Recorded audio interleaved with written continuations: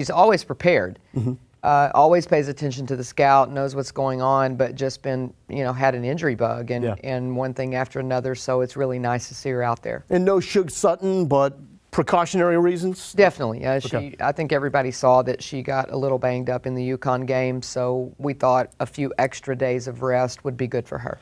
Let's get to the guards now and what makes them so dynamic. Been waiting to have a backcourt this strong, and it's been a while coming to build to this point. Ariel Atkins and Brooke McCarty doing such a fabulous job, but to focus specifically on Atkins, this is what she means to the team. Second on the team in scoring, rebounding, assist, free throw percentage, and then leads the way with steals and with that three-point field goal percentage. Let's focus on what I guess gets most of the attention from time to time and her ability to score. What makes her such a special scorer?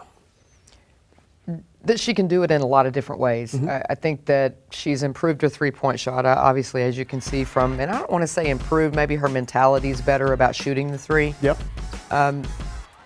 She's put a lot of time in the gym, so her craft is... I mean, she's a gym rat, right? I mean, she's really, really determined to be the best she can be, and have the best year she can have and put herself in a position where she can further her career. But she's in the moment, and she spends all of her time in the gym with very much quality work. Yeah. And I think that's the difference sometimes in younger players. When you talk to them all the time about get in the gym, get your craft better, they think you want them in the gym 4 hours. And what Ariel does is spend sometimes 15 or 20 minutes working on her footwork, working on her form with Coach T. There's very, very specifics that she's got on her mind every day about being better.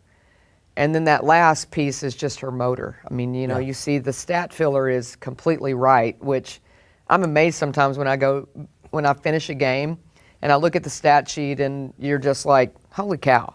I mean, it's just every category. She's got a number in there that's not a zero. And that's how she impacts the game. And then you watch her even more and you realize there's so much more beyond the box score, because I think really the aspect of her game that doesn't get enough attention is her passing ability, because we see the scoring and you just watch her for a moment and you realize the rebounding and the defensive intensity is there. How about her as a setup person? I think that's improved a lot, and I would say probably if there was one area all of our guards have improved in, it's been passing. They all make better decisions. The game is slowed down for those three starting guards in particular. And, I mean, they're unselfish, which I don't think they've ever been in the first place. Yeah. But I do think that the game has slowed quite a bit just because they work so hard on their skill level that their decision-making is very good. Yeah. You could talk about all three of them across the board, and they don't get in too big of a hurry. They don't force too many shots, and they pretty much take what the defense gives them. And then speaking of her defensive ability, it's an absolute pleasure to watch Ariel Atkins play defense, because she's got the physicality and that will to be a great defender. It also seems like it's there. Well, she's learned how to use her length and her feet without feeling like she's got to take the ball away from someone, even though she does lead our team in steals. Most of them are off the ball. She just impacts with her energy level and her ability to go just from one play to the next, to the next, to the next without stopping and worrying about what she might have just done wrong. And that's a gift. I wouldn't say that any of us taught her that, because I think that was a gift when she came here. What she's learned in particular defensively is just how to stay out of foul trouble a little bit better. And of course, we could go back to the UConn game and say that that could have been a factor in the game, that she got in trouble in the first half. But she has, for the most part, knock on wood somewhere. Yeah, we'll find it somewhere. Find your head. Where's your head? Knock, knock. There we go. go. No, it is. I mean, she has been able to stay out of foul trouble, which has been really good for us. And when it comes to the gifts, we've seen that from Brooke McCarty, day number one. Ability to shoot, ability to score. But you've mentioned, I mean, the points haven't always been there, especially recently for Brooke. So what is her sign in terms of how she impacts a game when the shot is not falling? Well, her playmaking ability and her understanding of space and time is just developed throughout the years as a point guard. I mean, when Brooke came in here, she still was learning behind Selena and didn't actually take the reins of our team until her junior year.